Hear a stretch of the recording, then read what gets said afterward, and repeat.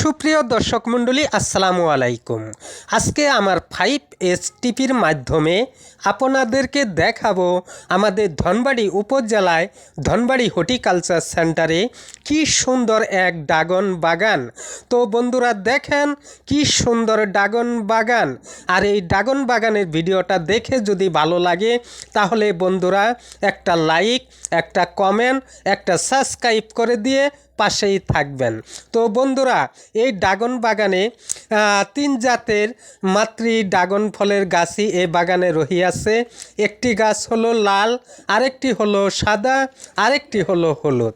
তো বন্ধুরা 3 জাতের ড্রাগন ফলের গাছ, মাতৃ গাছ এই বাগানে রহিয়াছে। তো বন্ধুরা দেখেন কি সুন্দর এই ড্রাগন বাগান।